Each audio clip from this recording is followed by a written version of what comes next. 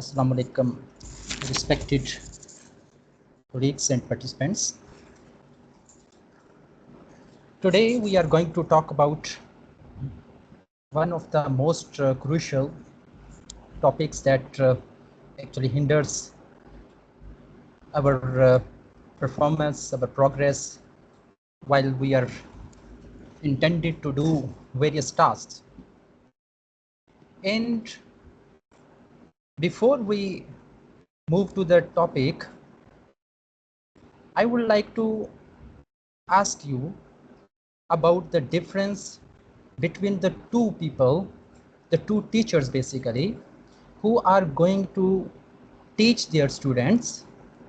The one who is coming from his home to the classroom with so many things on his or her mind, like the teacher who is having some stress about the health of his or her parents, or about the kids, or about some of the relatives, or they have some economic issues or problems like paying their electricity bills or some other utility bills, or the one who have to do various administrative tasks during the college hours, and at the same time you have to take care of some of the responsibilities back home, and you are coming to teach your students at the same time. In the other, the teacher who has paid his or her all of the utility bills and don't have any kind of health issues in the family or about him or herself, and the one who has already completed all of his tasks which were assigned by the college administration. And these are two people with two different mindsets, with two different approaches coming to the college to teach his or her students.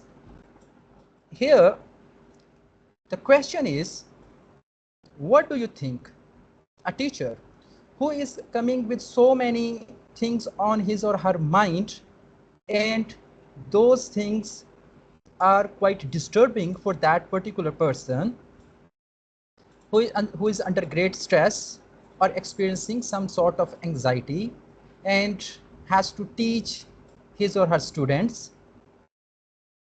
This is the first person. And the other one who is feeling motivated and who has done all of his duties or responsibilities back home, and then also finished all the tasks that was assigned by the administration in the college, and the other person who is going to teach the students. So the question is basically, what do you think?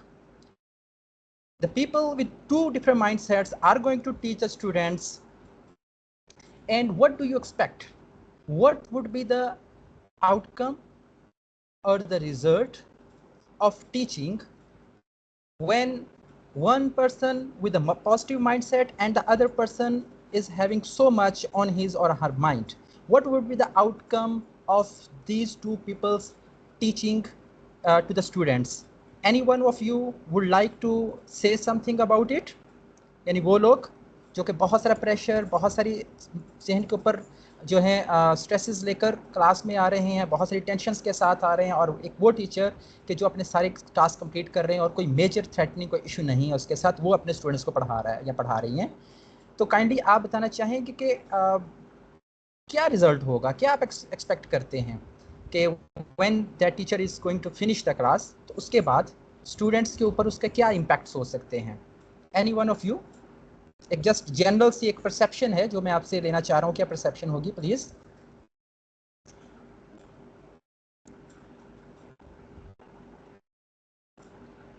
Ji yes sir, please जरा mic खोलिएगा, mic खोलिए। जी जी sir, अगर कोई बात करना चाह रहे हैं प्लीज। सर, जो टीचर स्ट्रेस में होगा वो सही तरीके से डिलीवर नहीं कर सकेगा। Okay, thank you sir. जी कोई और बात करना चाहें please?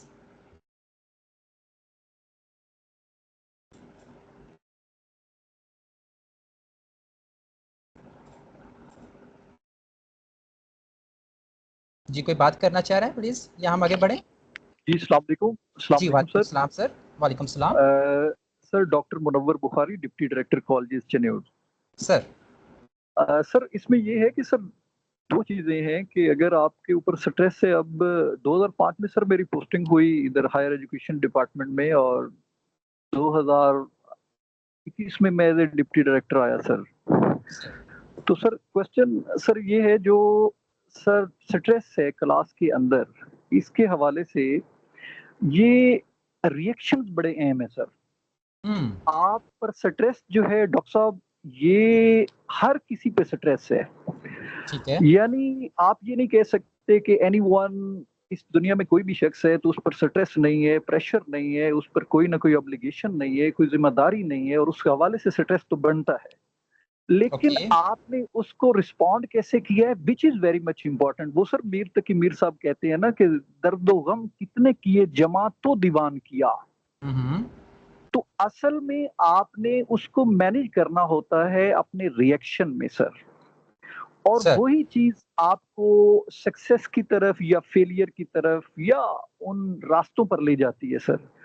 Now the thing is कि सर एडमिन है, क्लास मैनेजमेंट है, वहाँ पे अब देखें आपके अंदर कोई किसी किस्म का भी अगर इश्यू है, कोई प्रेशर है, आप उसको बड़े शानदार अंदाज़ से आप अपने इनर सेल्फ को, इंट्रोवर्ट को अगर उस तरफ बच्चों में कोशिश करते हैं, अच्छे अंदाज़ से बोल जाते हैं और उस चीज़ को उनका एक्सप्रेस नहीं करते सर।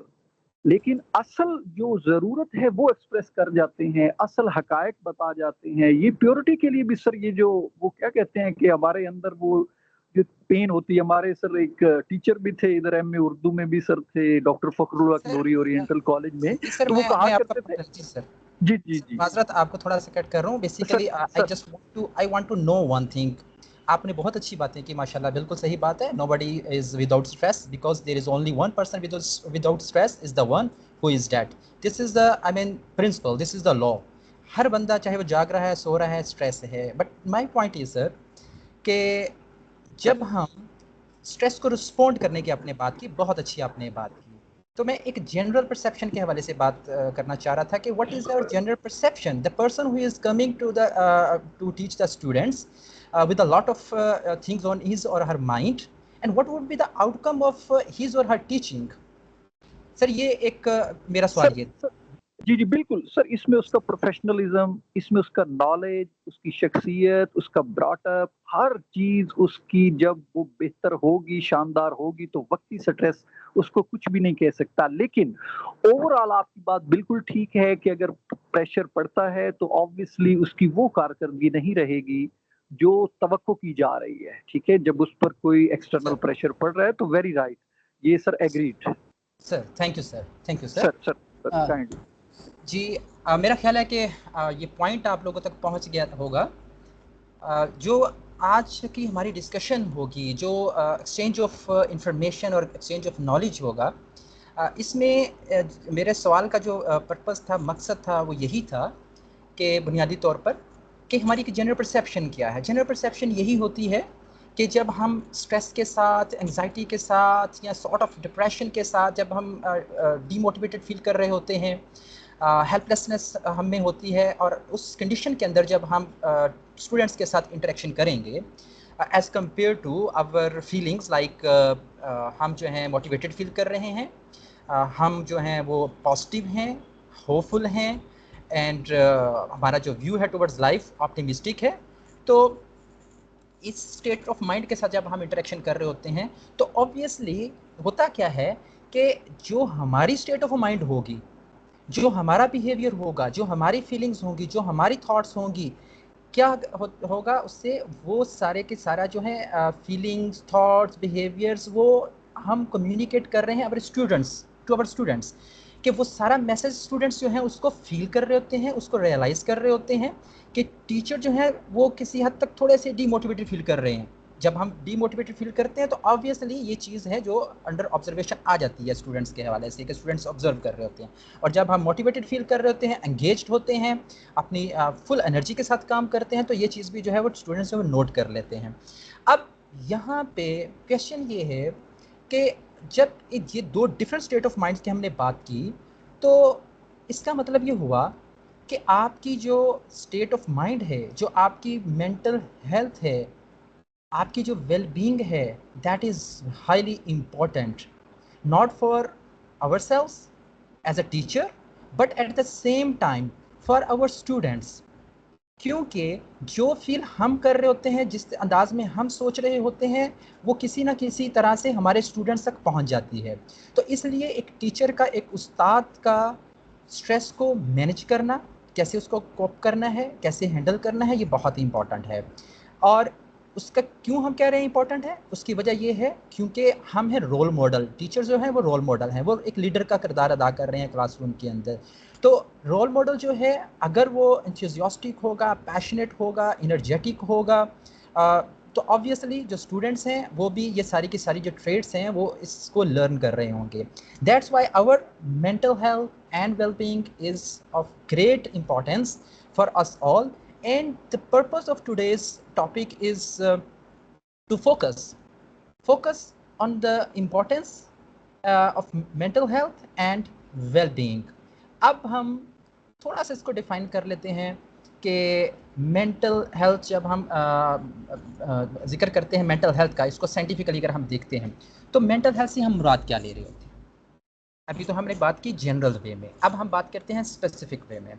स्पेसिफिक अगर हम बात करेंगे तो मेंटल हेल्थ के अंदर आपकी इमोशनल, साइकोलॉजिकल और सोशल वेलबींग शामिल होती है। तीन चीज़ों का मैंने जिक्र किया है। इमोशनल यानी जिसका ताल्लुक आपकी फीलिंग्स के साथ होता है, साइकोलॉजिकल आपकी थिंकिंग के साथ होता है, और सोशल वेलबींग जिसका ताल्लुक जो है वो आपकी सोसाइटी के साथ कैसे आप कनेक्ट करते हैं। ये तीन चीज़ें हैं मेंटल हेल्थ के अंदर। यानी how do you feel as you enter the classroom, and what are your thoughts when you are going to deliver lecture, and at the same time how you connect with your students। ये तीन चीज़ें हैं। अब अगर mental health हमारी जो होगी, wellbeing होगी, वो बेहतर होगी, तो obviously we are going to connect with our students in a healthy manner. अगर इसमें जो है पॉजिटिव माइंडसेट की बजाय अगर नेगेटिव स्टेट ऑफ माइंड हुई, तो ऑब्वियसली इसके भी जो है असरात जो हैं वो बिल्कुल ही डिफरेंट पड़ रहे होंगे। तो इसमें आपके जो फैक्टर्स हैं मेंटल हेल्थ। जी जी सर, आपकी फर्स्ट स्लाइड है इस टाइम पे डिस्प्ले है। जी जी फर्स्ट ही है जी, फर्स्ट ही है। वो चैट में पूछ रहे थे कॉन्फ्रेंस। जी जी अभी अभी we are just moving, I am just giving them the introduction and I am about to move to the next slide. So एक जनरल आपको जनरल से हम स्पेसिफिक तरफ आ रहे हैं। तो ये अभी आपने बताया कि मेंटल हेल्थ, इसके अंदर तीन मेजर फैक्टर्स बताए हैं। अब हम देखते हैं कि World Health Organization, World Health Organization कोई ढका छुपा नाम नहीं है, एवरीबॉडी नोज अबाउट इट। इनका क्या फरमाना है, इनका क्या कहना है कि इनके मुताबिक मेंटल हेल्थ से क्या मुराद है? A state of well-being in which every individual realizes his or her own potential, can cope with the normal stresses of life, can work productively and fruitfully, and is able to make a contribution to his or her community। यहाँ पे अगर world Health organisation की definition पे थोड़ा सा गौर करें तो हमें पता चलता है कि वेलबींग, स्टेट ऑफ वेलबींग कौन सी होगी, जिसके अंदर तीन चीज़ें। फिर again, first of all, in which an individual realizes his or her own potential. First of all आपको अपने पोटेंशियल का पता होना चाहिए। कौन सा पोटेंशियल? कि आपकी लाइफ के अंदर अगर स्ट्रेसेस मौजूद हैं तो उन स्ट्रेसेस के साथ आपने कोप कैसे करना है। थोड़ी देर पहले one of our respectable participants उन्होंने फरमाया कि स्ट्रेसेस जो है लाइफ के अंदर वो मौजूद होते हैं। Yes, we agree with it. अगली उन्होंने बहुत इंपॉर्टेंट बात कही कि उस स्ट्रेस को हम रिस्पॉन्ड कैसे करते हैं, that is very important. Having stress is normal thing, but how do we respond to that particular stress, that is very important. तो हमें उस स्ट्रेस को हैंडल करना, मैनेज करना आना चाहिए। डिफरेंट कोपिंग स्ट्रेटजीज होती हैं स्ट्रेस की, जिसके ज़रिए हम अपने स्ट्रेस को मैनेज करते हैं। तो लिहाजा I think you might have heard or attended lecture on stress management. So इस पे ज़्यादा हम अभी थोड़ी देर के लिए फोकस तो खैर करेंगे, लेकिन इसकी डेप्थ में नहीं जाएंगे। तो स्ट्रेस को मैनेज करना is very very important. Number 1। Second क्या है कि आपको अपने पोटेंशियल का पता हो और आप प्रोडक्टिवली काम कर सकते हो और फ्रूटफुली काम कर सकते हो। प्रोडक्टिवली लाइक आप अगर अपने आप को मेंटली फिट समझ रहे हैं तो यकीन माने आप अपने पोटेंशियल से अवेयर हैं। अगर आप घर से तमाम स्ट्रेसेस लेकर आए भी होंगे, all of the stresses that I just have mentioned just few minutes back, तो जितने भी स्ट्रेसेस वो लेकर आप आए होंगे, अगर आपको स्ट्रेस को मैनेज करना आता होगा तो हमारी जो ये परसेप्शन है कि एक बंदा बहुत सारे स्ट्रेसेस लेकर जो क्लास को आया और क्लास में टीच करना शुरू कर दिया, तो उसका जो इफ़ेक्ट होगा वो पॉजिटिव नहीं होगा। अगर हमें ये स्ट्रेटजी का पता है कि स्ट्रेस को कैसे कोप करते हैं, कैसे मैनेज करते हैं, आपके पास रिलैक्सेशन टेक्निक्स हैं, आपको पता होना चाहिए कि डीप ब्रीदिंग जो है वो एक वन ऑफ द टेक्निक्स है, आपको पता होना चाहिए कि PMS क्या होता है, प्रोग्रेसिव मसल जो है रिलैक्सेशन जो है टेक्निक वो कौन सी है, आपको पता होना चाहिए कि बॉक्स ब्रीदिंग किसको कहते हैं। अगर आपको इन सारी चीज़ों का पता है और इन टेक्निक्स को आप यूज़ कर रहे हैं अपने स्ट्रेस को रिलीफ देने के लिए, तो ऑब्वियसली जितना बड़ा मर्जी स्ट्रेस आप आप अगर मैनेज करना जानते हैं, तो जब आप अपने स्टूडेंट्स को पढ़ाएंगे तो आप ऑब्वियसली पॉजिटिव रिजल्ट्स लेकर आएंगे। बहुत सारे ऐसे अज़ाज़ा होंगे, हम में ही मौजूद हैं और हमने खुद भी देखा हुआ है लाइफ के अंदर, बहुत सारे उनके जो है ना स्ट्रेसर्स आ रहे होते हैं, लेकिन वो क्या कर रहे होते हैं, उन स्ट्रेसर्स को काउंटर कैसे करते हैं, वो कैसे करते हैं, नमाज के ज़रिए भी काउंटर कर लेते हैं, दुआ के ज़रिए भी काउंटर कर लेते हैं, अपनी प्रॉपर स्लीप के ज़रिए भी कर लेते हैं, अपने जो स्ट्रेसेस हैं वो दोस्त अहबाब के साथ शेयर करके जो है उनको भी दूर कर सकते हैं। तो डिफरेंट तरीके से वो अपने स्ट्रेस को मैनेज करके जो है वो क्लास में जब जाते हैं तो ऑब्वियसली उनका जो after teaching to the students जो रिजल्ट्स होते हैं, जो आउटकम होता है वो पॉजिटिव होता है। तो इसलिए मेंटल हेल्थ का जो है इसके ऊपर अवेयरनेस होना बहुत इंपॉर्टेंट है। और आगे थोड़ा सा अगर बढ़े तो हमारी इससे ना सिर्फ प्रोडक्टिविटी बढ़ती है, ये हमारा जो है वो फ्रूटफुल भी होगा, सोसाइटी के लिए भी होगा फ्रूटफुल, जो हमारी कम्युनिटी है, जो हमारे बच्चे हैं जिनको हम पढ़ा रहे हैं, ऑब्वियसली वो भी एक पॉजिटिव आउटलुक, पॉजिटिव माइंडसेट के साथ जो है वो क्लास से बाहर जाएंगे। ऐसा नहीं होगा कि हमारी एंग्जाइटी, हमारी डिप्रेशन, हमारा स्ट्रेस जो है उनकी हेल्थ के ऊपर जो है वो कोई नेगेटिव असरात डाल रहा हो, कोई नेगेटिव चीज़ें जो उसको मतलब उस पर जो है असरात कर यानी नेगेटिव इम्पैक्ट हो और उस चीज़ के साथ ही वो यहाँ से निकल कर घर चला जाए। क्योंकि एज अ रोल मॉडल हमारी लाइफ के अंदर बहुत डिफरेंट तरह के स्ट्रेसेस हैं, वो आगे जाकर हम देखेंगे वो किस किस तरह के चैलेंजेस हैं जिनको हमने निपटना होता है, जिनका हमें सामना होता है। आई होप कि इस डेफिनेशन के ऊपर हमने काफ़ी इसको एलैबोरेट कर लिया, ताकि आगे जब हम बढ़ेंगे तो फिर हमारे लिए आसानी हो जाएगी कि मेंटल हेल्थ से हमारी क्या मुराद है। नंबर 1 कि स्ट्रेस से हम कोप करना जानते हो, प्रोडक्टिविटी हमारी जो है वो बढ़ती हो और वो फ्रूटफुल भी हो सोसाइटी के लिए और हमारी कंट्रीब्यूशन भी हो कम्युनिटी के लिए। तो ये जो डिफ़ाइन किया है वर्ल्ड हेल्थ ऑर्गेनाइजेशन ने मेंटल हेल्थ को, तो इसी अगर 3-4 पॉइंट्स को हम जहन में रखकर आगे बढ़ें तो देखते हैं कि हमें कॉलेज सेटिंग्स के अंदर किस तरह कैसे इश्यूज़ हैं जिनका सामना होता है, not on our personal level but at the same time जो है स्टूडेंट्स के लेवल के ऊपर। क्योंकि ये मैं बात कर रहा हूँ पर्सनल से मुराद, यहाँ पर जब मैं बात कर रहा हूँ तो बेसिकली मैं एक जनरल वे में तमाम लोगों की बात कर रहा हूँ, अपनी कम्युनिटी की बात कर रहा हूँ, क्योंकि I am the part of this community. So that's why we have to look at the whole situation, overall problems, overall issues जो हमें होते हैं। ये हो सकता है कोई इशू एक फ़र्द के साथ हो, दूसरे के साथ ना हो, तो इसलिए कुछ ऐसे चैलेंजेस हैं जो हम आस्ता आस्ता आगे जाके देखेंगे कि वो कौन से चैलेंजेस हैं जिनका हमें सामना करना पड़ता है।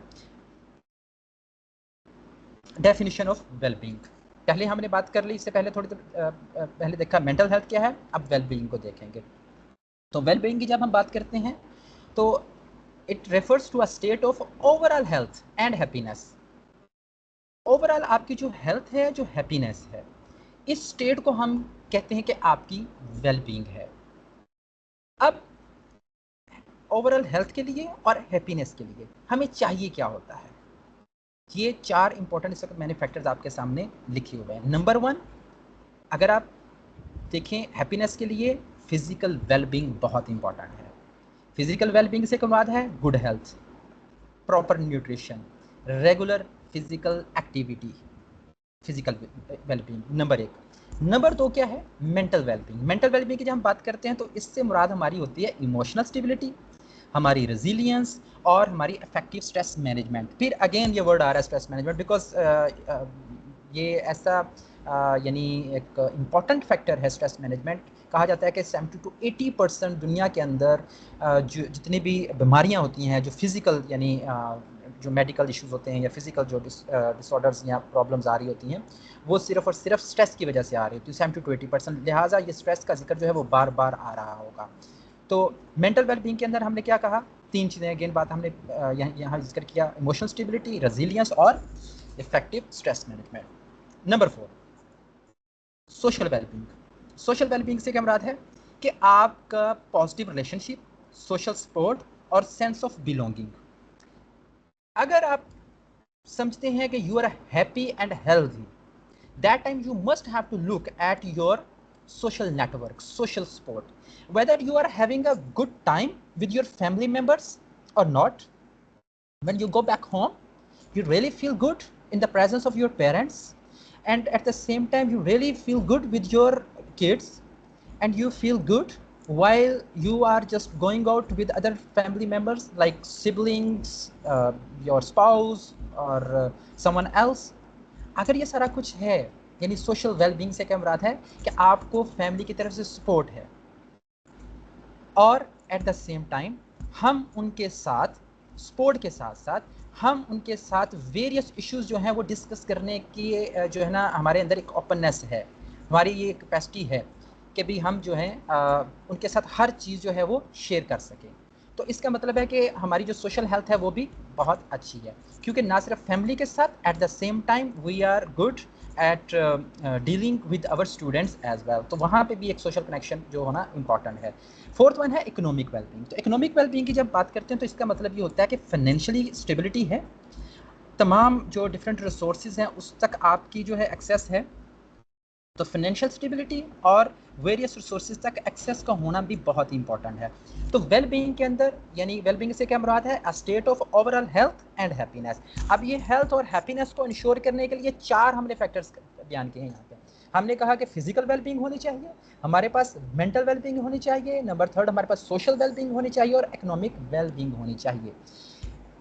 ये चारों फैक्टर्स हम अप्लाई करेंगे अपने एजुकेशनल सेक्टर के अंदर भी और देखेंगे कि एजुकेशनल सेटिंग्स के अंदर जो है वो कहाँ कहाँ पे हम ये चारों जो क्रूशल फैक्टर्स हैं, इंपॉर्टेंट फैक्टर्स हैं, ये कहाँ कहाँ पाए जाते हैं और कैसे हमसे इनसे मुस्तफ़ीद हो सकते हैं।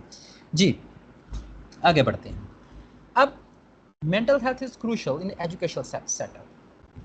क्यों क्रूशल है, इसकी कई वजूहात हैं, उनमें से अगेन चंद एक आपके सामने रखते हैं। सबसे पहले एकेडमिक परफॉर्मेंस के लिए, पर्सनल डेवलपमेंट के लिए, सोशल रिलेशनशिप के लिए, स्टाफ और फैकल्टी की वेलबींग के लिए।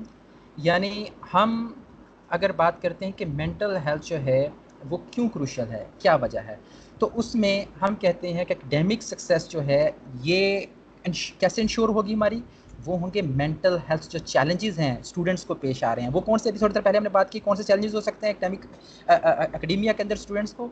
नंबर 1 स्ट्रेस हो सकता है, एंग्जाइटी हो सकती है, और ऐसे जो बच्चे हैं वो हो सकता है कि जब किसी चीज़ को याद करने की कोशिश करें, किसी चीज़ को कॉम्प्रीहेंड करने की कोशिश करें, तो अगर वो स्ट्रेस्ड आउट हो चुके हैं, अगर वो एंग्जाइटी का शिकार हैं, अगर वो डिप्रेशन का शिकार हैं, तो इन बच्चों के लिए इशू होगा, प्रॉब्लम होगा कि वो प्रॉपर से तरीके से जो है वो नई चीज़ों को तैयार कर सकेंगे। लिहाजा एक वो बच्चा जिसको ये प्रॉब्लम आ रहा है कि उसका कल जो है वो एग्ज़ाम है और वो शदीद एंग्जाइटी का शिकार है, उसको समझ नहीं आ रही कि क्या किया जाए, तो ऐसे बच्चों के जो यानी एग्ज़ाम्स के ऊपर जो इसका असर पड़ेगा, हमने नोट भी किया हुआ है। बहुत सारे बच्चे जो हैं वो अक्सर औक़ात क्या होता है कि जैसे ही उनका कोई हम टेस्ट रखते हैं क्लास के अंदर, तो पता चलता है कि वो बच्चे जो क्लास से गायब हो चुके हैं, छुट्टी कर चुके हैं। उसकी रीज़न क्या है? उसकी रीज़न पीछे ये है कि वो बच्चा, वो स्टूडेंट किस अंदाज में सोच रहा है, क्या ऐसी चीज़ है कि जो उसको डिस्टर्ब कर रही है। क्या एक बच्चा बड़ा एक्साइटेड होकर कमिटमेंट शो करते हुए, मोटिवेटेड फील करते हुए क्लास में आ रहा है और तमाम टेस्ट जो है वो उसको अटेम्प्ट कर रहा है, और दूसरा बच्चा उसी का दोस्त, उसी का फेलो, उसी के इलाके से आने वाला जो छुट्टी कर लेता है। रीज़न क्या है हमारे पास? हम ये देखते हैं कि उसके पीछे साइकोलॉजिकल फैक्टर्स होते हैं। जैसे हमने थोड़ी देर पहले बात की कुछ ना कुछ इमोशनल, कुछ ना कुछ साइकोलॉजिकल फैक्टर्स होंगे जिसकी वजह से ये बच्चे जो हैं वो क्लास में नहीं आ पाते। तो इसलिए जो मेंटल हेल्थ जो है, जो मेंटल हम जिस वेलबींग की बात कर रहे हैं, हेल्थ की बात कर रहे हैं, ये बहुत क्रूशल है इस सेंस के अंदर कि बच्चों को अगर हमने वाकई कामयाब करना है उसके एकेडेमिया के अंदर, तो हमें उनकी जो मेंटल हेल्थ है उसके ऊपर बहुत ज़्यादा फोकस करना होगा। एट द सेम टाइम हमने सेकंड बात की पर्सनल डेवलपमेंट। इसमें बाज़ बच्चे ऐसे भी होते हैं कि जो होम सिकनेस का शिकार हो जाते हैं। पर्सनल डेवलपमेंट की बात कर रहा हूँ, होम सिकनेस का। लाइक बहुत से बच्चे आते हैं इधर हॉस्टल्स के अंदर रह रहे होते हैं, तो उनको एक जो इशू उनको पेश आ रहा होता है, उनमें से एक इशू जो है वो बुनियादी जो उसका फैक्टर है उनका वो होम सिकनेस का है। तो फर्स्ट टाइम बच्चे बता रहे होते हैं कि हम घर से दूर हैं और पेरेंट्स जो हैं वो याद आ रहे हैं और यहाँ पे अभी कोई फ्रेंडशिप नहीं बनी उनकी, किसी के साथ अभी नहीं हुई, तो इस वजह से बच्चे जो हैं वो थोड़ा सा प्रॉब्लम उनको आता है, उनकी स्टडीज़ के अंदर वो फोकस नहीं कर पाते। तो ऐसी सूरत के अंदर क्या है कि उनकी आइडेंटिटी जो है, सेल्फ आइडेंटिटी बहुत इंपॉर्टेंट होती है। ये नहीं पता होता कि मैंने ज़िंदगी में करना क्या है, सेल्फ स्टीम उसकी मुतासर हो सकती है। तो जब इस तरह के इश्यूज़ आ रहे हों तो ऐसी सूरत के अंदर पर्सनल जो डेवलपमेंट है, पर्सनल ग्रोथ है, सेल्फ डिस्कवरी है, इसके ऊपर काम करना जो है वो बहुत इम्पॉर्टेंट होता है। ठीक है, तो अब पर्सनल डेवलपमेंट की जब हम बात करेंगे तो हमने बच्चों को क्या करना है, बच्चों को हमने होप देनी है, उनको गोल सेटिंग सिखानी है कि भाई अगर घर से दूर रह रहे हैं तो कौन कौन सी एक्टिविटीज़ कर कर आप अपने आप को एंगेज कर सकते हैं। पीयर ग्रुप ऐसा हम डेवलप कर दें, ऐसी कॉलेज के अंदर एक्टिविटीज़ जनरेट कर दें, उनको ऐसे बच्चों को हम टाइम देना शुरू कर दें, उनकी काउंसलिंग करना शुरू कर दें, ताकि वो बच्चे जो फ़र्ज़ किया होम सिकनेस का शिकार हो रहे हैं या फिर उनको सेल्फ आइडेंटिटी का इशू है, तो उनके साथ हम चीज़ें डिस्कस करके उनको बताएं कि उनकी पर्सनैलिटी के डिफरेंट स्ट्रेंथ्स और वीकनेसेस के बारे में बताएंगे, ताकि फ्यूचर के अंदर उनको ऐसे इश्यूज़ का सामना ना करना पड़े।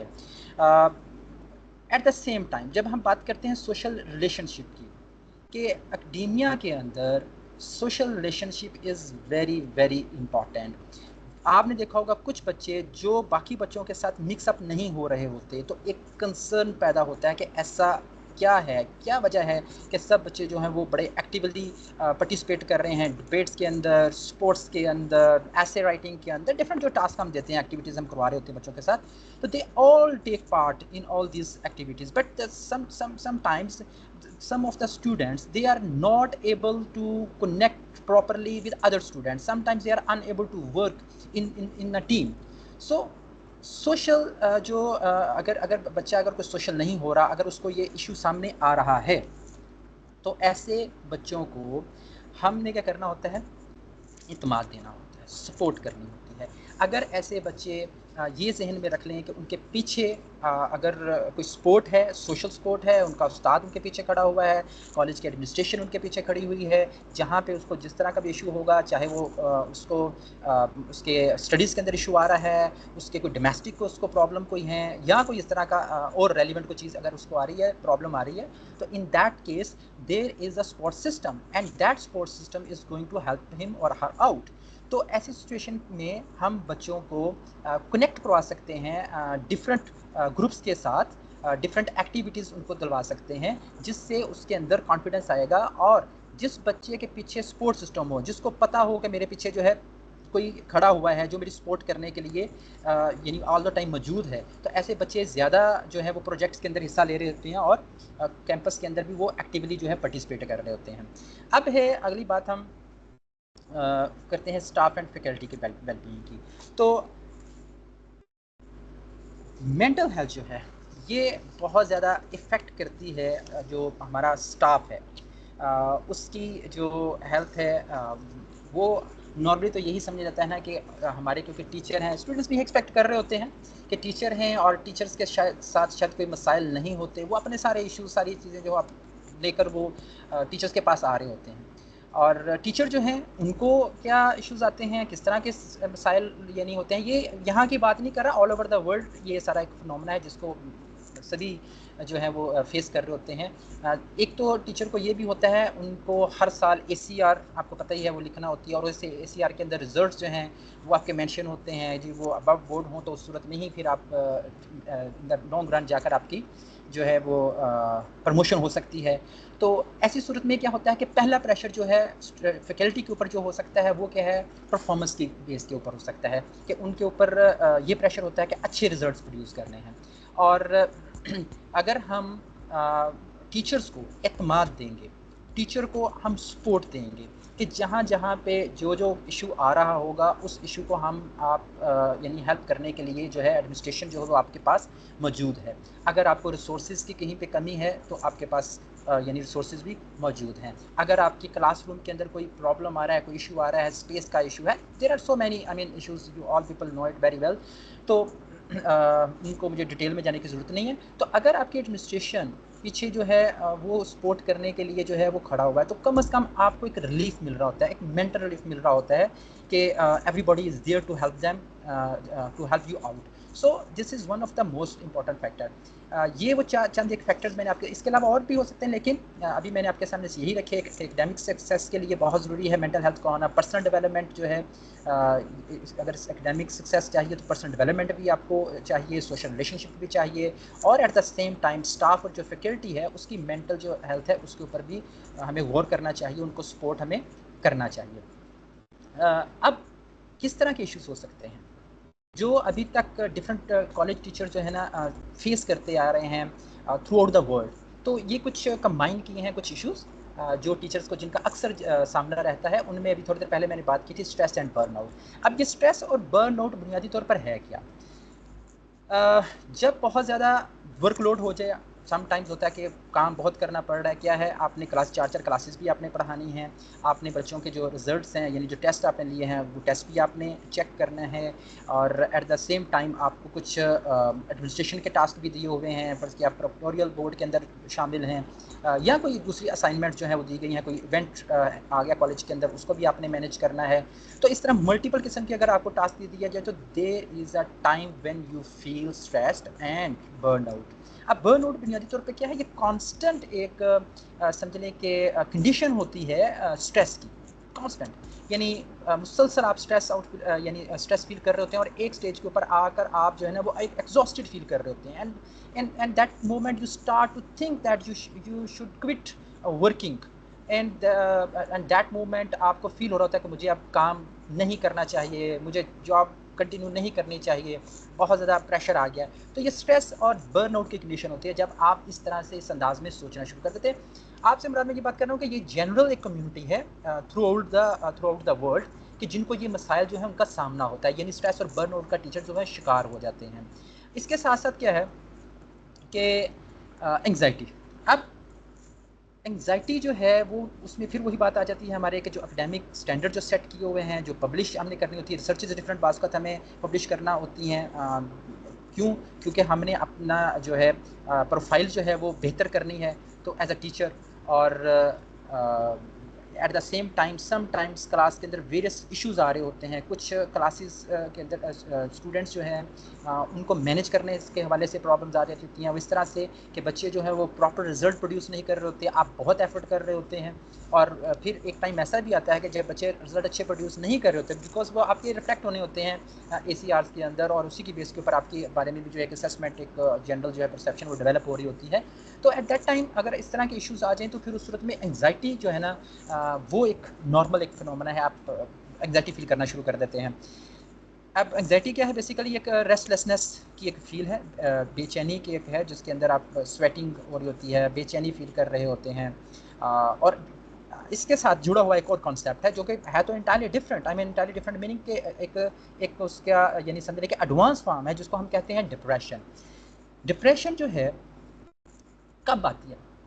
जब टीचर्स मुसलसल परसिस्टेंटली अगर वो स्ट्रेस फील कर रहे हैं, लाइक उनसे डिफरेंट मैनेज नहीं हो रहे, कॉलेज के जो इश्यूज़ हैं उनको, एडमिनिस्ट्रेटिव टास्क हैं वो नहीं मैनेज हो रहे। क्यों नहीं मैनेज हो रहे? क्योंकि उनको कॉलेज एडमिनिस्ट्रेशन की तरफ से बास का जो है सपोर्ट नहीं मिल रही होती। मतलब one of the teachers she shared one problem उन्होंने इसी तरह सेशन के अंदर उन्होंने बताया कि समटाइम्स ऐसा भी होता है कि 300 to 400 ऐसे भी बच्चे हैं जिनको उन्होंने मैनेज करना पड़ा एक हॉल के अंदर, और समटाइम्स क्लासेस की कंडीशन कुछ ऐसी थी कि वहाँ पे तमाम स्टूडेंट्स को नहीं बैठा सकते, जिसकी वजह से ग्राउंड में बैठाना पड़ा। तो इस तरह के चैलेंजेस की वजह से वो समटाइम्स आप जो ना स्ट्रेस की फील फील आ रही होती है। और अगर ये कांस्टेंट हो जाए स्ट्रेस, यानी आप अपनी क्लास को मैनेज नहीं कर पा रहे, आप एडमिनिस्ट्रेटिव टास्क को मैनेज नहीं कर पा रहे, आप अपने जो घर की डिफरेंट रिस्पॉन्सिबिलिटीज़ हैं, हाउस होल्ड जो मैटर्स हैं, अगर उनको आप सॉल्व नहीं कर पा रहे, तो उस वक्त एक फीलिंग आती है। वो है फीलिंग जो है कॉन्स्टेंट स्ट्रेस के बाद एक फीलिंग है जिसको हम कहते हैं डिप्रेशन की फीलिंग।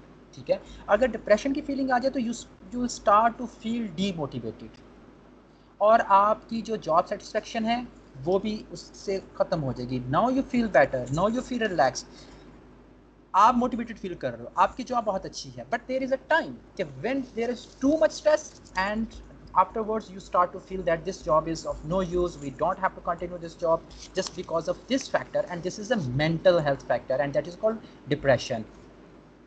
अगली अब बात करें जो एक वर्क लाइफ बैलेंस है। वर्क लाइफ बैलेंस जो है ना, ये हमेशा से एक बड़ा यानी इशू रहा कि जिसमें डिफरेंट चैलेंजेस फैकल्टी को जो से यानी कन्फ्रंट करना होते हैं।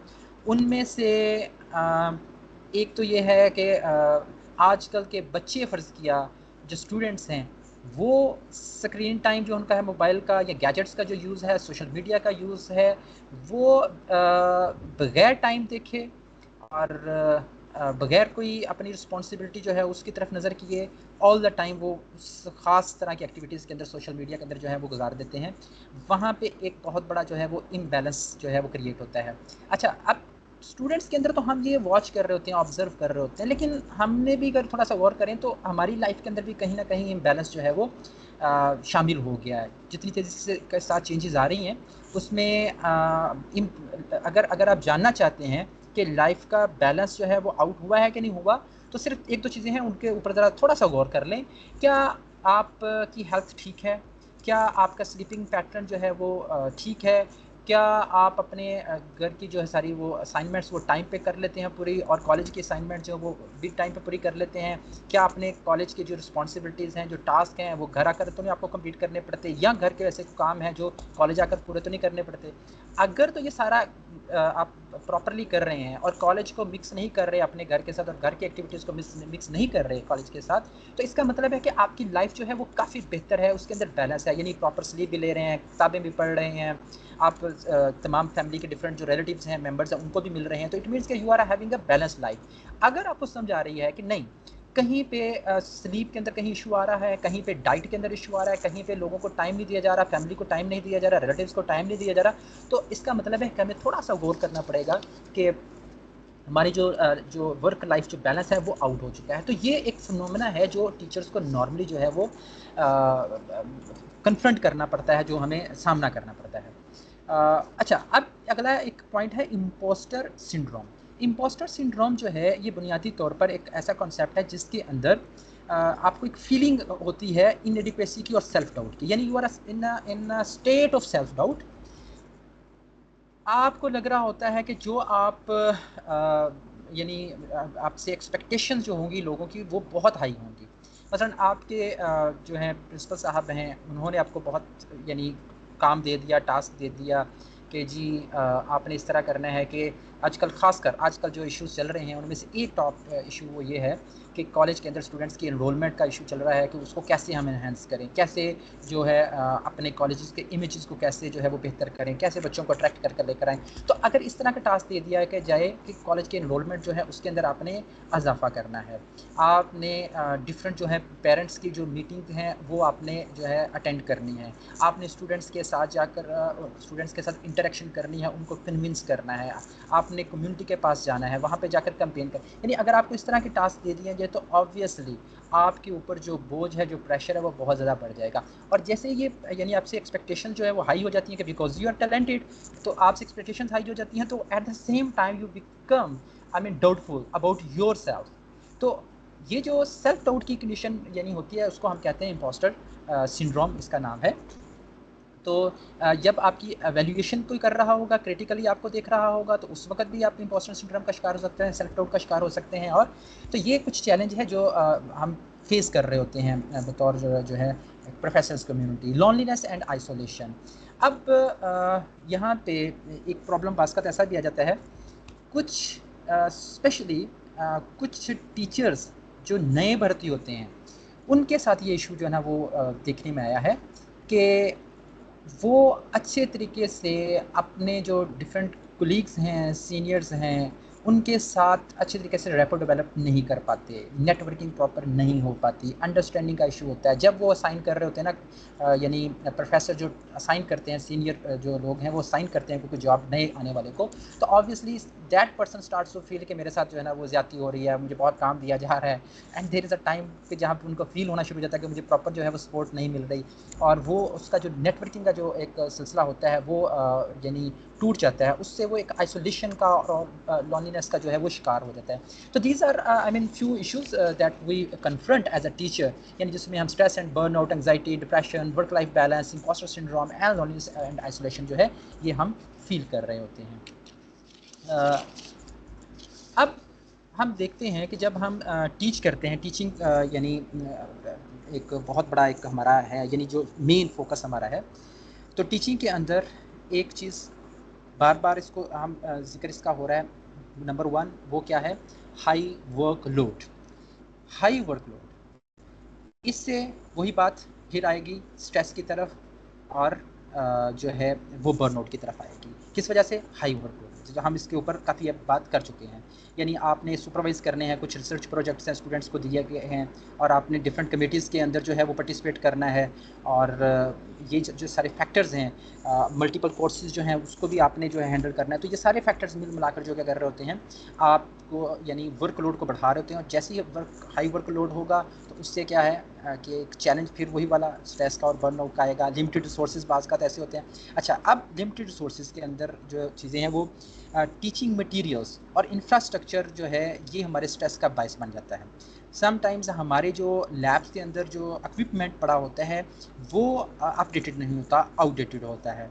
और हमने अगर कोई रिसर्च बच्चों को करवानी है तो वहाँ पे हमें क्या महसूस हो रहा था कि हमारे पास प्रॉपर रिसोर्सेज नहीं हैं। जब प्रॉपर रिसोर्सेज नहीं हैं, इन दैट कंडीशन क्या होता है कि हम जो है वो डीमोटिवेटेड फील करना शुरू करते हैं। क्यों करते हैं? ऑब्वियस है कि जब रिसोर्सेज ही हमारे पास मौजूद नहीं हैं और हम बच्चों को कोई अच्छे लेवल का काम करवाना चाह रहे हैं, तो ऐसी सूरत में हम जो है देखते हैं कि जब वसाइल नहीं हैं तो वो जो मोटिवेशन का आपका लेवल होता है, जो आप स्ट्रगल करना चाह रहे होते हैं, जो आगे बढ़ना चाह रहे होते हैं, वहाँ पे आकर थोड़ा सा इशू आ जाता है। अब अगला एक है यानी लो सैलरीज़।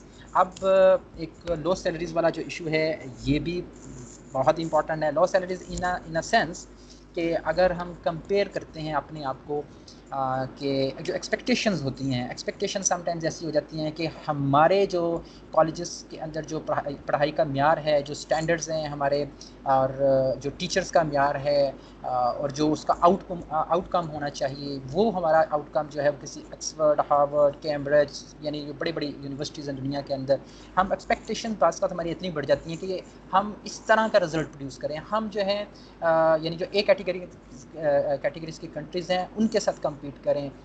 बड़े बड़े जो इस वक्त इंस्टीट्यूशन है दुनिया के अंदर जिन्होंने ओवरऑल जो है यानी पूरी सोसाइटी को चेंज कर दिया, ऐसे ऐसे लोग पैदा किए, ऐसे ऐसे लीडर्स पैदा किए, तो हम ये एक्सपेक्ट कर रहे होते हैं।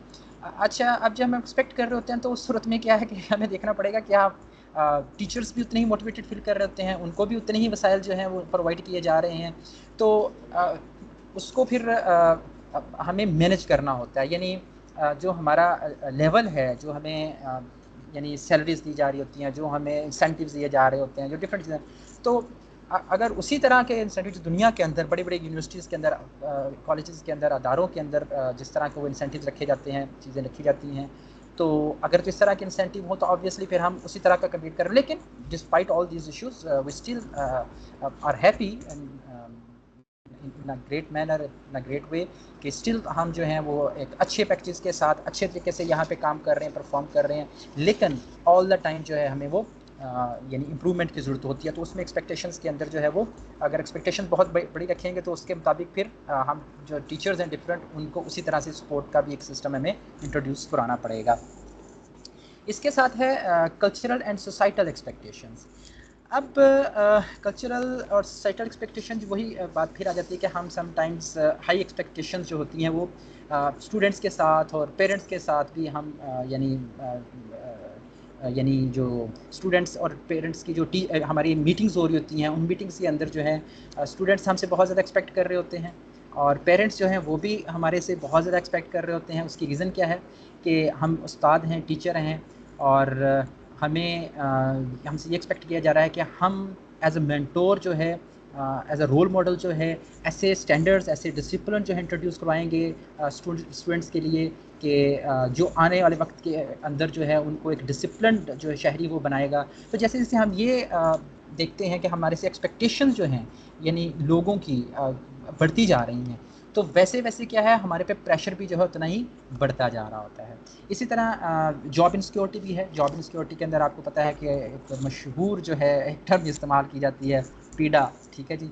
तो बाज़ का तो ऐसा भी हो रहा होता है, कोई डिफरेंट फैक्टर्स हैं। खैर जज़ा और सज़ा का निज़ाम होना चाहिए, accountability must be there, but at times जो लोग कुछ थे कॉन्ट्रैक्ट बेसिस के ऊपर आते हैं, ये खासकर उन लोगों के लिए है, तो उनको एक जॉब जो है वो सिक्योरिटी का एक इशू रहता है। यहाँ पे एक हमारे जो इश्यूज़ हैं इस लेवल के ऊपर नॉर्मली वो होते हैं ट्रांसफ़र के, कि हमारे जिस जगह, जिस डिस्ट्रिक्ट के अंदर, जिस होम टाउन में हम जाना चाह रहे होते हैं, हमारे वो ये प्रॉब्लम्स आ रहे होते हैं कि हम वहाँ पे मूव नहीं कर सकते समटाइम्स।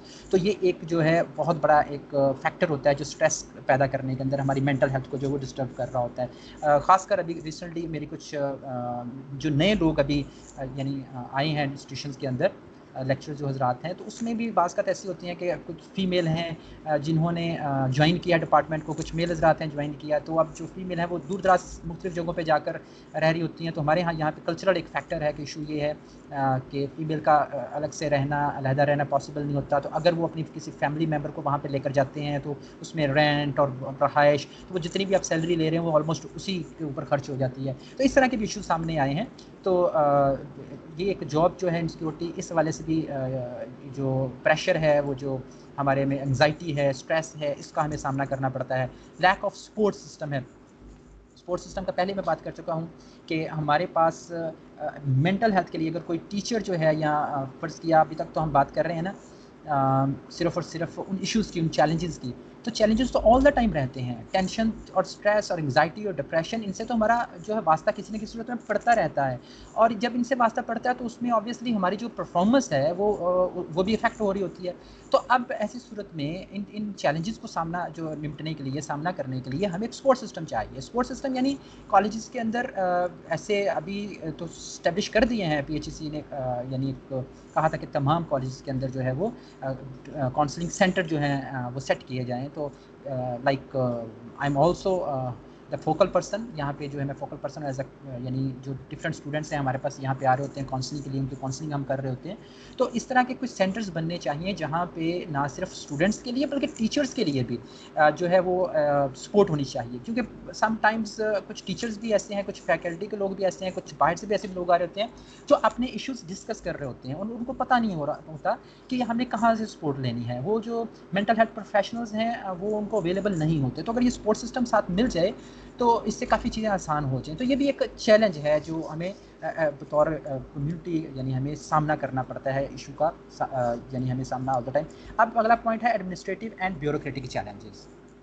अच्छा, अब एडमिनिस्ट्रेशन का और जो आम फैकल्टी जो है, जो मेंबर्स हैं, टीचर्स हैं, इनका आपस में बड़ा अच्छा लाइज़ॉन नॉर्मली मैंने देखा है कि वो अच्छा लाइज़ॉन डेवलप हो जाता है। सम टाइम्स ऐसा भी होता है कि जो आपके एडमिनिस्ट्रेशन का स्टाइल है वो भी थोड़ा सा डिफरेंट हो जाता है।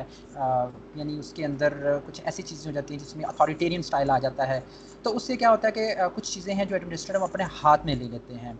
वो एक ख़ास किस्म का ब्यूरोक्रेटिक यानी कॉलेज के अंदर एडमिनिस्ट्रेशन का स्टाइल होता है, जिसकी वजह से शेयरिंग का जो प्रॉब्लम है, जो आपके कंसल्टेशन का एक प्रोसेस है वो रुक जाता है। ऊपर से सिर्फ ऑर्डर्स ही आ रहे होते हैं। तो ऐसी सूरत में क्या होता है, जब फैकल्टी जो है वो अपने आप को फील कर रही होती है कि हमारी प्रॉपर जो है उसके अंदर इनपुट नहीं है, इश्यूज़ जो है कॉलेज के रिजॉल्व करने के हवाले से जो है हमें वो एतमाद में नहीं लिया गया, तो इन दैट पर्टिकुलर सिनारियो हमें जो है फिर चैलेंज होता है कौन सा, एंजाइटी का, आइसोलेशन का, स्ट्रेस का, ये सारी चीज़ें हैं वो जो इमर्ज। तो एडमिनिस्ट्रेटिव एंड ब्यूरोक्रेटिक चैलेंजेस ये भी वहाँ मौजूद होते हैं। जो वर्क लाइफ बैलेंस, अगेन मेरा ख्याल है कि वर्क लाइफ बैलेंस का हम इसके ऊपर बात कर चुके हैं, तो हमें नेक्स्ट मूव करना चाहिए। Personal life versus external pressure. अब दो तरह के यहाँ पे नॉर्मली चैलेंजेस जो हैं हमें वो सामना उनका है। एक तो है पर्सनल लाइफ का चैलेंज, यानी फैमिली रिस्पॉन्सिबिलिटीज़। जब हम लाइफ के बैलेंस की बात करते हैं तो हमारी फैमिलीज़ की ड्यूटीज़ यानी फैमिली ड्यूटीज़ होती हैं, जैसे कि अपने बच्चों का, बड़ों का, जैसे थोड़ी देर पहले का बात मैंने की कि हमें, क्योंकि जिस सोसाइटी में हम रह रहे हैं एक कलेक्टिविस्ट यानी सोसाइटी है, जिसमें बाज़ का एक फ़र्द जो है वो कमाने वाला है और बाकी जो हैं वो उस एक फ़र्द के ऊपर ही यानी गुजारा कर रहे होते हैं। इसके साथ साथ अगर ऐसा ना भी हो, अब जैसे कि वक्त के साथ साथ चीज़ें चेंज होती जा रही हैं, अगर ना भी ऐसा हो तो इस वक्त जो प्रॉब्लम आ रहा है वो हमें प्रॉब्लम ये है कि अपने यानी चिल्ड्रन को और एल्डरली पेरेंट्स जो हैं इनको कैसे इनको टेक केयर किया जाए। मसलन एक यहाँ पे मेरे ज़हन में आ रहा है, यानी केस आ रहा है कि हमारे एक कॉलीग हैं, उनकी जो है मदर है वो काफ़ी अरसे से बीमार है, काफ़ी अरसे से बीमार है। तो मैंने उनको देखा अक्सर औक़ात कि वो बेचारे भाग दौड़ कर रहे होते हैं। Sometimes they are coming here to teach a class, और जब वो क्लासेस पढ़ा रहे होते हैं तो उनकी फिर अगली कोशिश ये होती है कि एज़ सून एज़ पॉसिबल वो वापस जाएँ और अपनी मदर को जो है उनको जाकर वो देखें। तो ये जो पर्सनल यानी फैमिली की रिस्पॉन्सिबिलिटीज़ हैं, समटाइम्स ये बहुत ज़्यादा स्ट्रेस जो है वो ऐड कर देती हैं। आपका जो पीस ऑफ माइंड है वो इससे काफ़ी डिस्टर्ब हो जाता है, और आप जो है ना वो ओवरवेल्म्ड फील कर रहे होते हैं, just because of this factor कि आपके साथ फैमिली रिस्पॉन्सिबिलिटी जो है वो साथ साथ चल रही हैं। इसके अलावा क्या है, आपको फाइनेंशियल जो है स्ट्रेस जो है, ये भी पर्सनल प्रेशर यानी जो डिफ़िकल्टीज़ हैं आजकल अगर देखा जाए तो बहुत सारे इश्यूज़ हैं। जैसे कुछ लोग ऐसे भी हैं, कलीग्स होते हैं कि जिन्होंने अपना घर बनाना है, तो अब शिकायत ये भी होती है कि भई अब सैलरी के अंदर तो घर बनाना बहुत मुश्किल है। तो अब इस सूरत में they have to go to various जो लॉन्स के जो डिफरेंट सिस्टम इंट्रोड्यूस कराए गए हैं वो आपने लिए होते हैं, और अपने रेंट जो है वो अदा करने होते हैं, घर बनाना होता है, अपने यूटिलिटी बिल्स अदा करने होते हैं। तो फाइनेंशियल इश्यूज़ की वजह से जो स्ट्रेस है वो भी बहुत ज़्यादा यानी पॉप अप हो जाता है, और डिफरेंट मसाइल को सामने जो है वो लेकर जो है ना वो आ रहा होता है। तो फाइनेंशियल स्ट्रेस भी है, हेल्थ इश्यूज़ हैं, जो पर्सनल जो है हमारे यहाँ पे एक पर्सनल जो हेल्थ प्रॉब्लम्स हैं, और समटाइम्स जो क्रोनिक इलनेसेस हैं वो भी हमारी जो परफॉर्मेंस है उसको अफेक्ट कर रहे होते हैं, और हमारी जो वेल बीइंग है उसको मेंटेन करने के लिए, उसको इंश्योर करने के लिए ये लाजमी है कि हमारी जो हेल्थ है वो बिल्कुल ठीक हो। लेकिन नॉर्मली हमारा यहाँ पे स्टाइल नहीं है कि हम जो है अपनी पर्सनल जो हेल्थ है, मसलन एक छोटी सी स्टडी करवाई गई। उस स्टडी में पूछा गया कि आप बताएं कि टॉप प्रायोरिटी क्या है।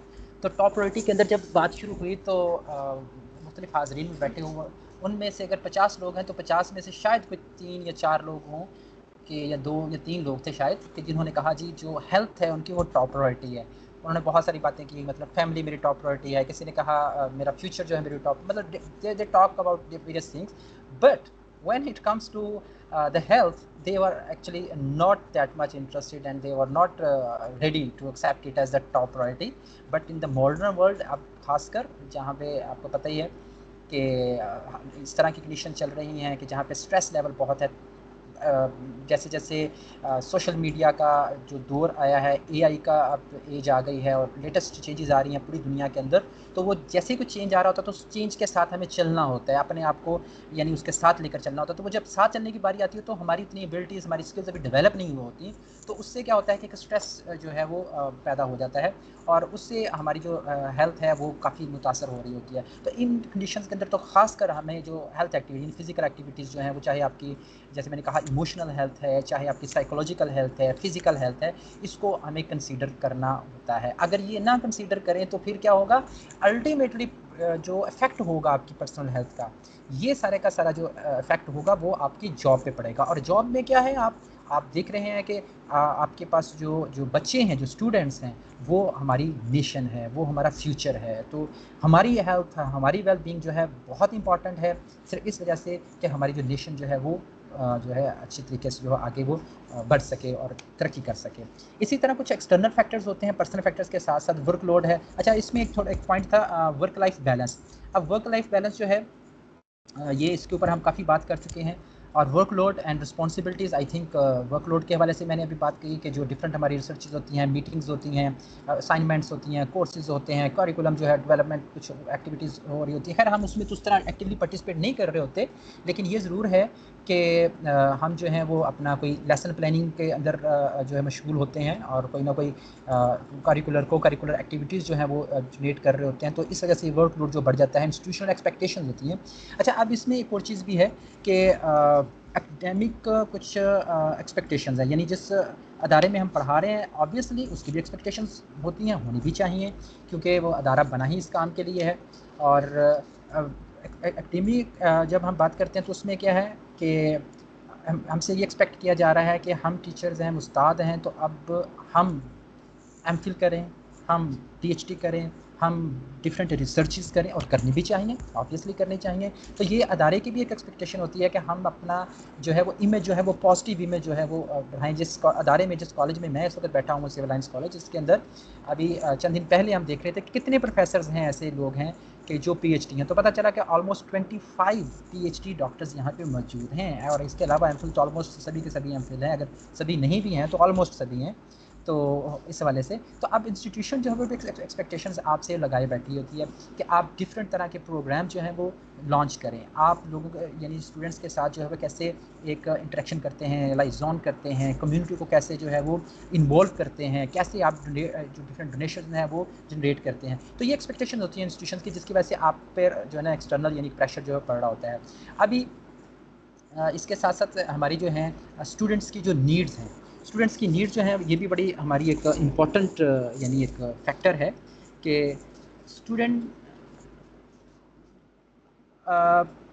वो एक्सपेक्ट करता है या एक्सपेक्ट करती है कि जब मैं अपने टीचर के पास जाऊं तो मुझे तमाम सवालों के जवाब जो हैं वो मिले। अगर स्टूडेंट बहुत ज़्यादा स्ट्रेस में है और उस स्ट्रेस की वजह से स्टूडेंट जो हैं आपसे गाइडेंस लेना चाह रहे हैं कि मसलन कोई डोमेस्टिक इशू है और वो इशू किसी और के साथ स्टूडेंट जो है वो डिस्कस नहीं कर सकता या नहीं कर सकती, तो उसमें क्या है कि आप लोगों के पास वो आएंगे, आपसे डिस्कस करेंगे। अच्छा, जब आपके साथ डिस्कस करेंगे, अब प्रॉब्लम यहाँ पे बात के टीचर्स के साथ ऐसा भी होता है कि हम एक्सपर्ट नहीं होते।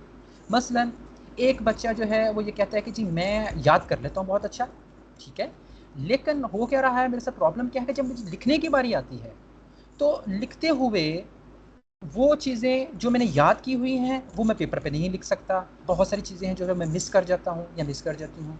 अच्छा, अब ये इशू है, हमने कहा जी ओके आप सुनाओ, सुना तो सबक सारा याद है, लेकिन जब लिखने की बारी आई तो पता चला कि वहाँ पे आकर कोई चीज़ें जो हैं वो अक्सर मिस कर देना, और बार बार लिखने के बावजूद जो है वो उसमें मिस करते हैं। तो इस तरह के बात होती हैं स्टूडेंट्स की जो यानी प्रॉब्लम्स हैं। समटाइम्स ऐसा भी होता है कुछ बच्चे आते हैं क्लास के अंदर और एट द सेम टाइम वो पढ़ भी रहे होते हैं, फोकस करने की कोशिश भी कर रहे होते हैं, लेकिन वो अपने आप को मेंटली प्रेजेंट नहीं फील कर रहे होते, वो दूसरे स्टूडेंट्स के साथ उस तरह की इंटरेक्शन नहीं कर रहे होते, वो क्वेश्चन नहीं पूछ रहे होते, इवन कि वो बच्चे बहुत मेहनती हैं, टैलेंटेड हैं, but they are not going to express themselves. तो स्टूडेंट्स की तरफ से भी कुछ यानी ऐसी नीड्स होती हैं जिससे हम पर प्रेशर पड़ रहा होता है कि हमें उनकी तमाम नीड्स को जो है वो टैकल करना है, हैंडल करना है। तो एक ये भी है। सोशल और कल्चरल एक्सपेक्टेशंस हम पहले इसके ऊपर बात कर चुके हैं कि जिस कल्चर में हम रह रहे हैं तो हम बतौर रोल मॉडल हैं, और रोल मॉडल से एक्सपेक्ट ये किया जा रहा होता है कि वो हमारे बच्चों की ट्रेनिंग करेंगे, ये टीचर्स उस्ताद करेंगे,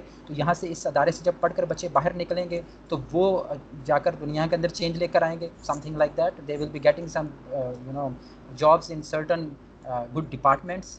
तो इस तरह की एक्सपेक्टेशन जो होती हैं वो हम पर एक प्रेशर डाल रही थी। इकोनॉमिकल पॉलिटिकल फैक्टर्स होते हैं समटाइम्स के जो हमारी जो एजुकेशनल जो हमारी फंडिंग है, जो हमारी जॉब, मैंने पहले भी कहा जॉब सिक्योरिटी है, इंस्टीट्यूशनल सपोर्ट है, या ये एक इशू हम पर आ रहा होता है, यानी जॉब इनसिक्योरिटी के हवाले से, हमारे जो फाइनेंशियल इश्यूज़ के हवाले से।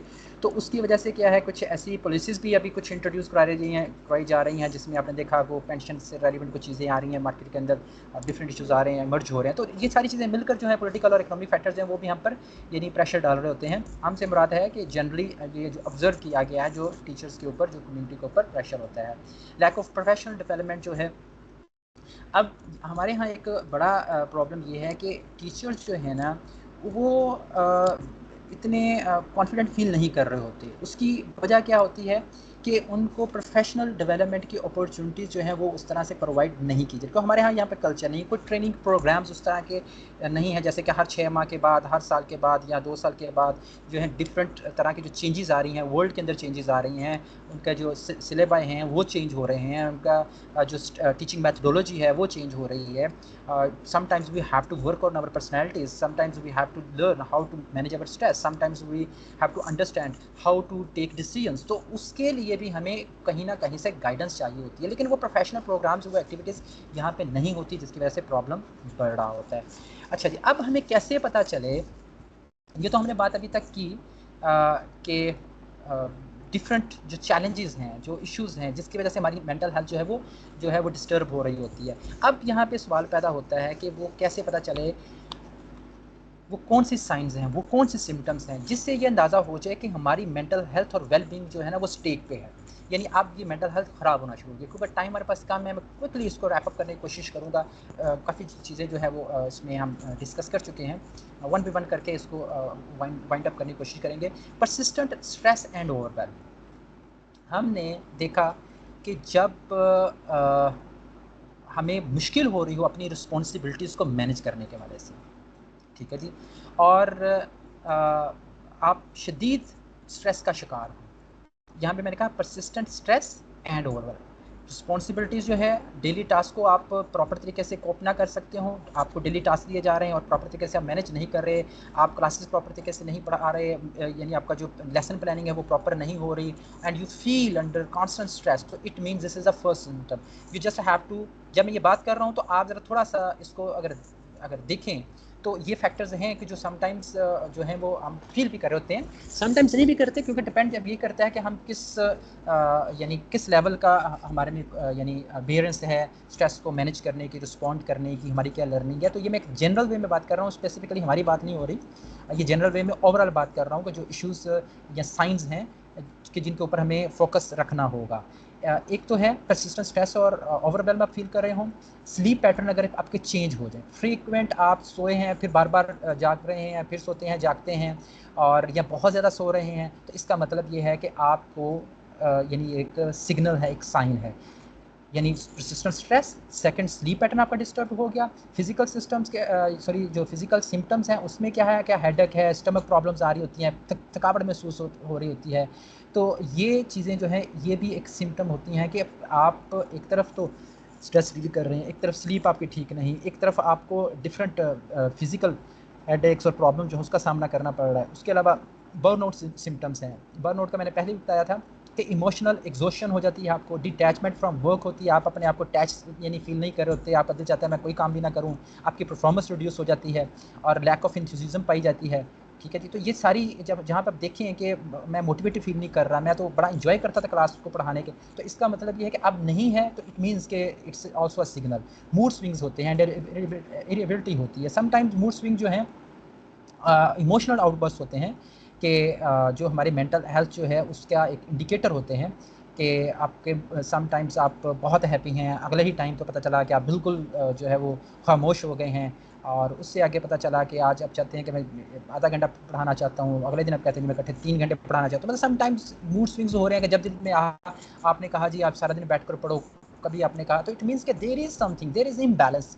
तो ये मूड स्विंग जो है इसके ऊपर भी हमें नज़र रखनी पड़ती है। Difficult concentrating, and this is one of the most important factors that when we are unable to concentrate, तो जब हम कॉन्सेंट्रेट नहीं कर पाते तो मेंटल हेल्थ प्रॉब्लम जो है ना वो ये एक क्लियर कट जो है एक सिंबल है।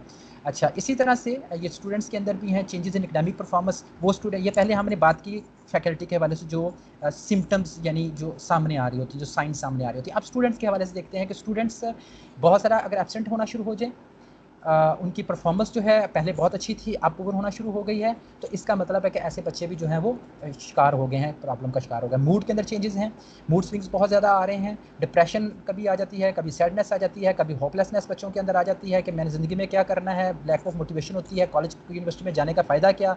तो इस तरह के जो मूड स्विंग है ये भी बच्चे बता रहे हैं।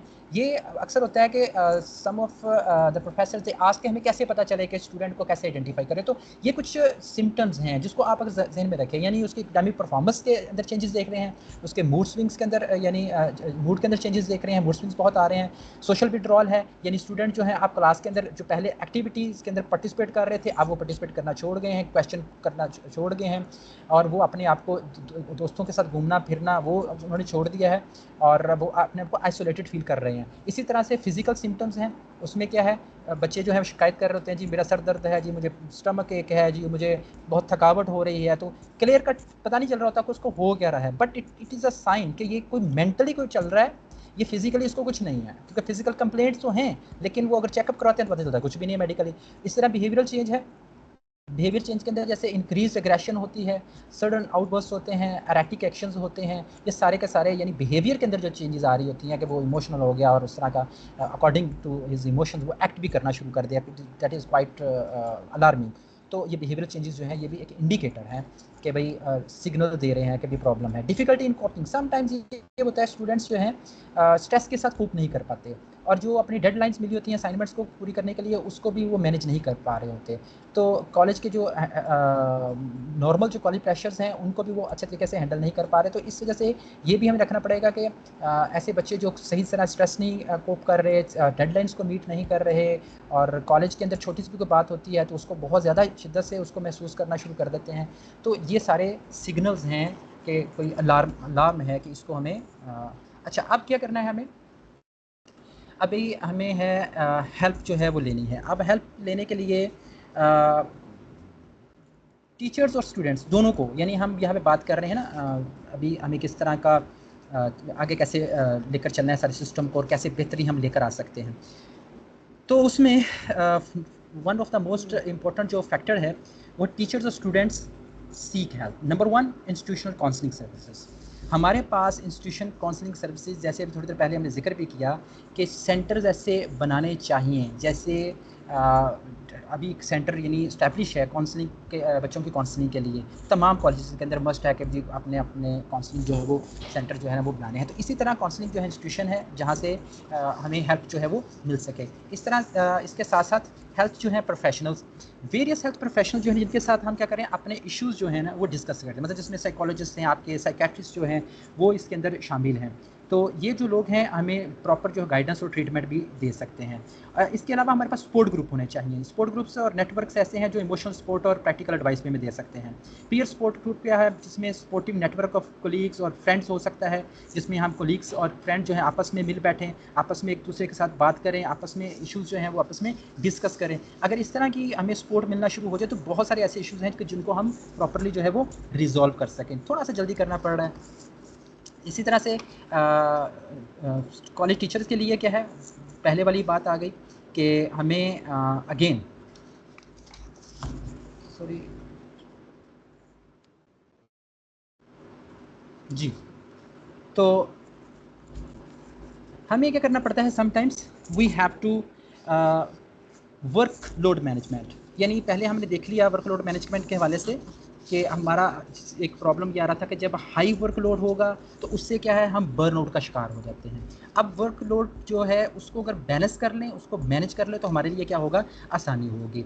तो कैसे हम कैच कर सकते हैं, सबसे पहले आपको प्रायोरिटाइज़ करना चाहिए। टास्क जो आपको मिले हुए हैं उनको लिख लें, टॉप प्रायोरिटी के ऊपर कौन सा है, सेकंड पे कौन सा है, थर्ड कौन है।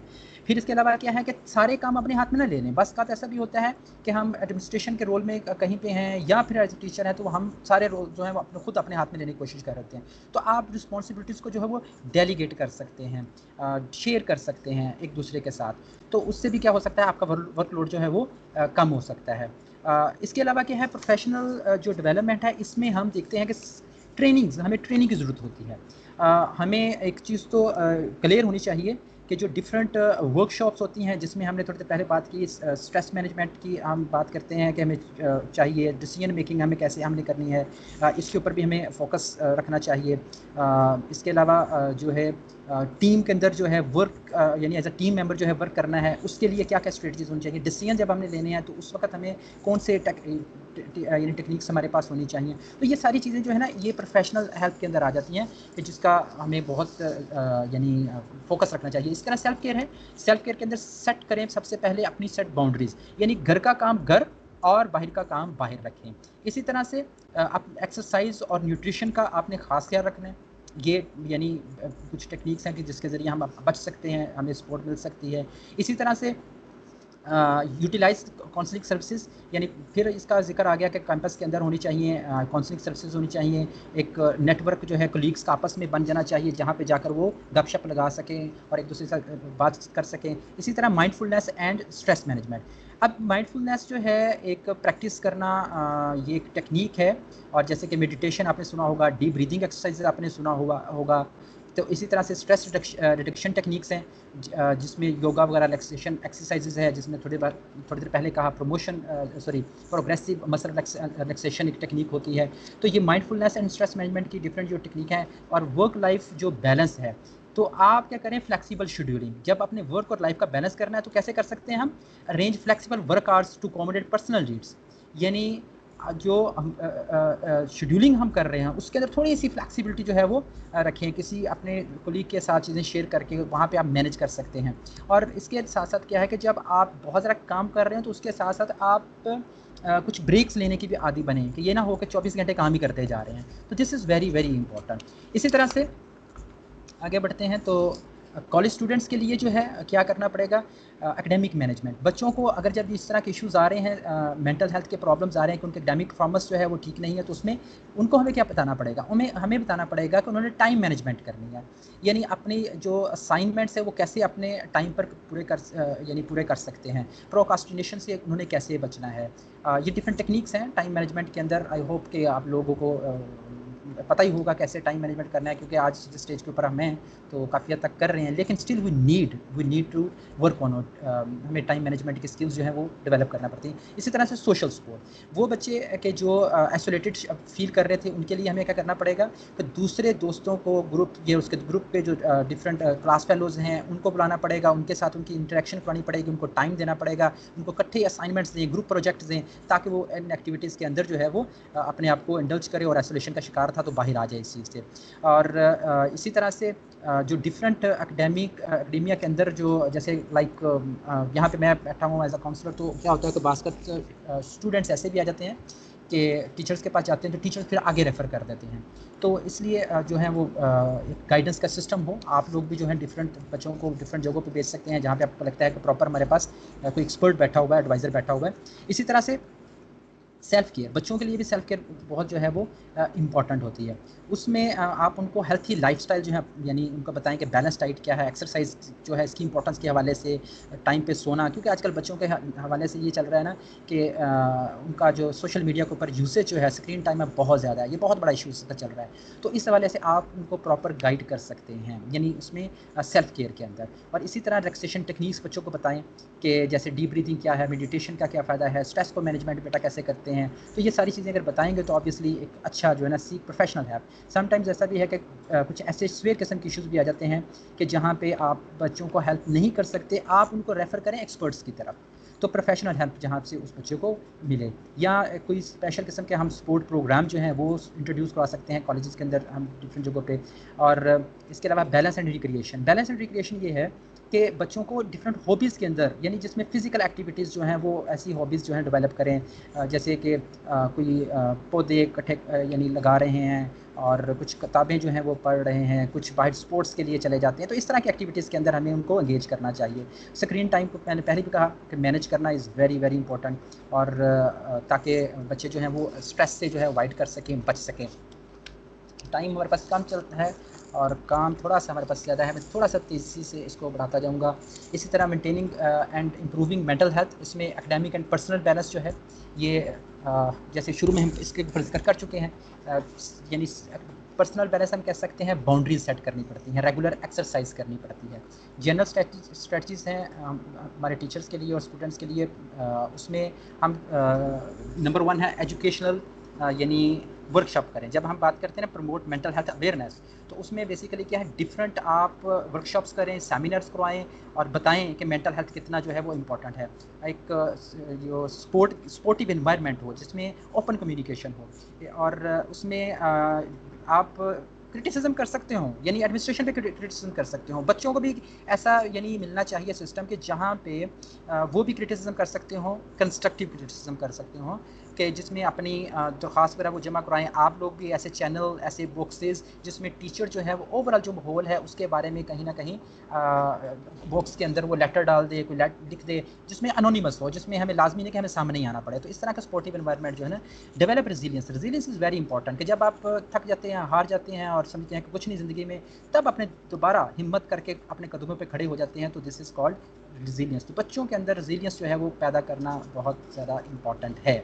और इसी तरह कम्युनिटी एनवायरनमेंट के अंदर है कि जो कम्युनिटी सर्विसेज हैं, जैसे समटाइम्स है वॉलंटियरिंग आप कर रहे होते हैं, आप फंड रेजिंग के अंदर अपने आप को इन्वॉल्व कर रहे होते हैं, तो ये सारी चीज़ें भी इंपॉर्टेंट है। अच्छा, इसके अलावा जो है supportive work environment college teachers के लिए क्या है, जिसमें रेगुलर मीटिंग्स होनी चाहिए, फीडबैक चैनल्स होने चाहिए। अब होता क्या है कि कॉलेजेस के अंदर जब फीडबैक आप नहीं दे पाते, जब थोड़ा सा डाउट का शिकार होते हैं कि मैंने अगर कोई बात की तो क्या होगा, थोड़ी देर पहले मैं बात कर चुका हूँ कि फीडबैक ऐसे चैनल्स होने चाहिए जिसका नहीं पता हो कि कौन क्या बात कर रहा है, कौन बात करने वाला कौन है, लेकिन हमें मैसेज पहुंच जाए और उस मैसेज की बेस के ऊपर हम जो है ओवरऑल सिस्टम को चेंज करने की कोशिश कर रहे हैं। और रेगुलर मीटिंग के जरिए होगा कि आपकी इंटरेक्शन होगी, रेपो डेवलप होगी, और जो इश्यूज़ हैं जिनकी वजह से टीचर्स परेशान हैं वो दूर हो सकते हैं। प्रोफेशनल डेवलपमेंट, पहले भी मैंने कहीं बात की है कि जिसमें वर्कशॉप्स हैं, ट्रेनिंग्स हैं, मेंटोरशिप प्रोग्राम्स हैं, तो ये सारे आप अगर प्रोवाइड करें तो उससे काफ़ी बेहतरी आ सकती है।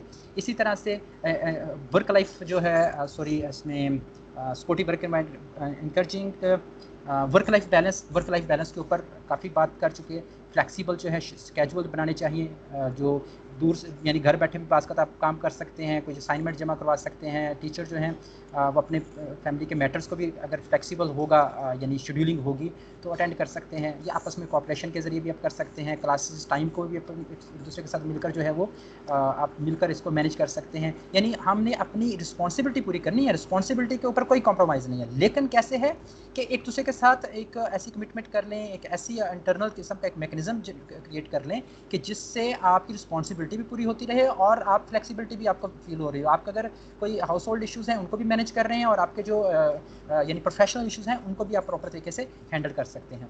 लेकिन एट द सेम टाइम आपको एक इंपॉर्टेंट चीज़ है कि वर्क लाइफ बैलेंस के अंदर उसमें टाइम ऑफ ज़रूर हो, यानी आप जो है लीव ज़रूर लें, बाहर ज़रूर जाएँ, सैर ज़रूर करें, एक्टिविटीज़ अपने लिए करें।